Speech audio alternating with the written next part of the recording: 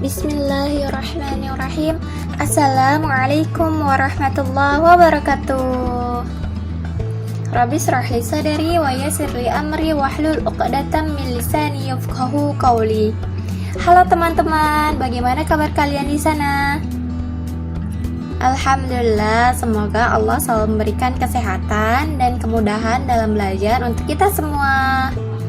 Amin. Oh ya, teman-teman pasti belum kenal ya sama ibu. Perkenalkan, nama ibu Almatri Rahmawati. Kalian bisa panggil ibu Rahma. Di sini ibu sebagai guru Al-Quran Hadis atau Qurdis kelas 11 yang sementara menggantikan Pak Bowo dalam 1 semester atau dalam 6 bulan ke depan. Oke? Selama pembelajaran bersama ibu, ada peraturan-peraturan yang menyenangkan yang harus kalian taati selama pembelajaran melalui Meet ataupun Zoom. Pertama, kalian wajib on cam. Kenapa kalian wajib on cam? Karena ibu ingin melihat wajah-wajah kalian. Ibu ingin melihat dan berinteraksi, bertatap muka dengan kalian.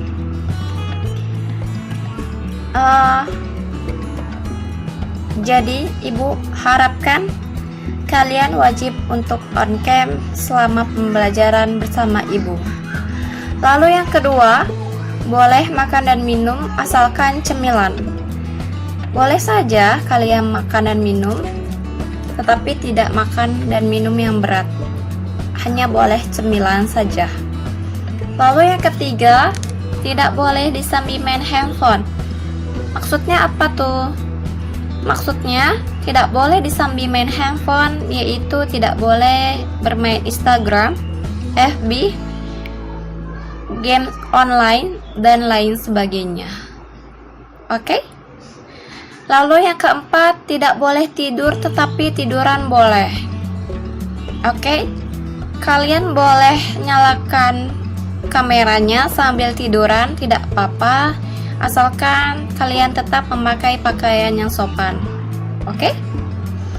Lalu yang kelima, apabila tidak on cam atau berhalangan, boleh saja, tetapi tolong izin terlebih dahulu di room chat, karena ibu ingin tahu alasannya kenapa tidak bisa hadir dan tidak bisa on cam. Yang keenam, tolong dibuatkan PJ Qurdis khusus kelas ibu saja. Terserah, boleh akhwat ataupun ikhwan, cukup 1 saja. Lalu dalam 1 semester ini ibu akan terangkan 5 bab. 1 babnya itu kita akan bertemu selama 3 minggu. Minggu pertama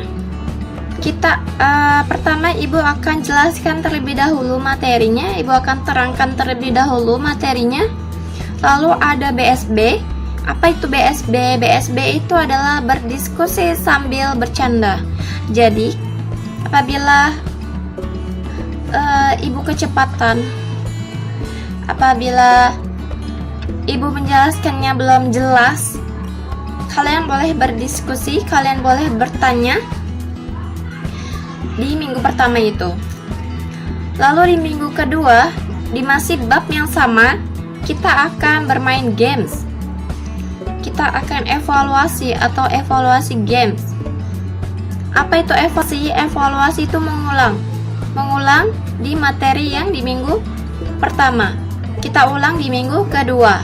Mengulangnya dengan cara main games. Oke? Lalu di minggu ketiga kita ada uji coba atau ujian lisan ataupun ujian tertulis. Dan ibu ingin kalian jujur. Oke? Ibu cuman pengen kalian membaca dan jujur. Udah itu saja. Oke? Sepakat? Menyenangkan bukan belajar dengan ibu? Oh ya, satu lagi, Ibu ingin kalian punya motivasi intrinsik. Apa tuh, Bu? Motivasi intrinsik. Motivasi intrinsik adalah motivasi yang datangnya dari dalam diri kamu sendiri. Ibu pengen kalian belajar Quran hadis bersama Ibu Rahma tanpa ada paksaan.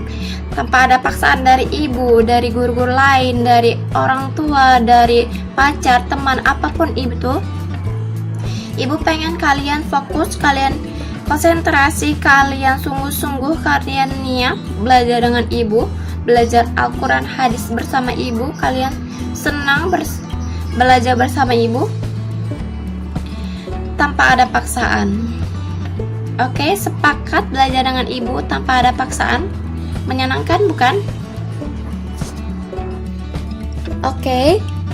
Untuk hari ini Ibu akan jelaskan materi tentang hidup berkah dengan menghormati serta mematuhi orang tua dan guru. Menghormati dan menghargai orang tua dengan cara bersikap sopan santun kepadanya, bertutur kata yang baik, dan selalu berperilaku yang baik kepada mereka. Dalam agama Islam, hormat kepada orang tua disebut birrul walidain. Hormat kepada orang tua sangat diwajibkan dalam agama Islam. Adapun guru adalah seorang yang membimbing dan mendidik kita dari segala hal yang kita belum tahu menjadi tahu. Guru juga merupakan pengganti orang tua kita di saat sekolah. Oleh karena itu, sebagai seorang muslim diwajibkan untuk selalu hormat dan patuh kepada guru. Oke. Di dalam Al-Quran, Quran surah Al-Isra ayat 23 dan 24 yang berbunyi seperti ini. Bismillahirrahmanirrahim. Wa qadha rabbuka alla ta'budu illa iyyahu wa bil walidaini ihsana. Imma yablughanna 'indaka al-kibara ahaduhuma aw kilahuma fala taqul lahumā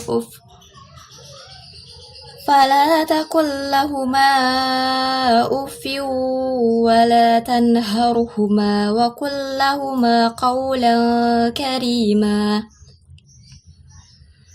واخفض لهما جناح الذل من الرحمة وقل رب ارحمهما كما ربياني صغيرا, yang artinya ayat pertama, ayat 23, dan Tuhanmu lah telah memerintahkan agar kamu jangan menyembah selain Dia dan hendaklah berbuat baik kepada ibu dan bapa. Jika salah seorang di antara keduanya atau kedua-duanya sampai berlanjut usia atau sudah tua dalam memeliharamu atau dalam merawatmu, maka sekali-sekali janganlah engkau mengatakan kepada keduanya perkataan dan janganlah engkau membentak keduanya, dan ucapkanlah kepada keduanya perkataan yang baik. Lalu ayat selanjutnya 24, dan rendahkanlah dirimu terhadap keduanya dengan penuh kasih sayang, dan ucapkanlah, wahai Tuhanku, sayangilah keduanya sebagaimana mereka berdua telah mendidik aku pada waktu kecil. Surat ini menjelaskan bahwa Allah Subhanahu wa Ta'ala memerintahkan kepada hamba-hambanya untuk menyembahnya dan tidak menduakannya. Hal ini selayaknya menjadi syarat seorang hamba memperoleh hidup berkah. Karena tanpa adanya iman terhadap Allah Subhanahu wa Ta'ala, seorang tidak akan mendapatkan kehidupan yang berkah. Dan untuk ayat selanjutnya menjelaskan diperintahkan berbakti kepada orang tua atau birrul walidain. Karena berbakti kepada orang tua adalah hal yang diperintahkan dalam agama Islam. Dijelaskan pula bahwa ayat-ayat tersebut memberi tuntunan kepada anak agar berbakti kepada orang tuanya secara dimulai dengan janganlah engkau mengatakan kepada kedua keduanya perkataan dilanjutkan larangan untuk berkata kasar dan membentak. Selanjutnya baru diperintahkan mengucapkan kata-kata yang mulia. Nah, di sini ada mufradat ayatnya. Ibu akan bacakan lafalnya. Wa qadha rabbuka, arti dan Tuhanmu telah menetapkan atau memerintahkan. Alla ta'budu, bahwa jangan kalian menyembah illa iya, kecuali kepada Dia. Wabil walidaini ihsana, dan terhadap kedua orang tua berbuat baik. Imma yablughanna, jika telah sampai, indakal kibara, dalam memeliharamu, ahaduhuma, salah seorang dari keduanya, au kilahuma, atau kedua-duanya, fala taqul, maka jangan kamu berkata uf, atau perkataan yang tidak sopan. Wala tanharhuma, dan jangan kamu membentak keduanya. Wa qul lahuma, dan berkatalah kepada keduanya qaulan karima, perkataan mulia. Wakhfid lahuma, dan turunkan atau rendahkan terhadap keduanya janahal dhulli, dirimu rendah diri, minar rahmati, dengan kasih sayang, irhamhuma, kasihinilah keduanya, shaghira, waktu kecil. Selanjutnya ada Quran surah Luqman ayat 13-17 yang berbunyi seperti ini. Bismillahirrahmanirrahim. Wa idh qala Luqmanu libnihi wa huwa ya'idhuhu ya bunayya la tusyrik billah inna syirka la dhulmun 'adzim. Wa wassayna al-insana biwalidayhi hamalathu ummuhu wahnan ala wahnin wa fisaluhu fi 'amaini anishkur li wa liwalidayk ilayyal masir. Wa in jahadaka ala an tushrika bima laysa laka bihi ilmun fala tuti'huma wa sahibhuma fid dunya ma'rufa wattabi' sabila man anaba ilayhi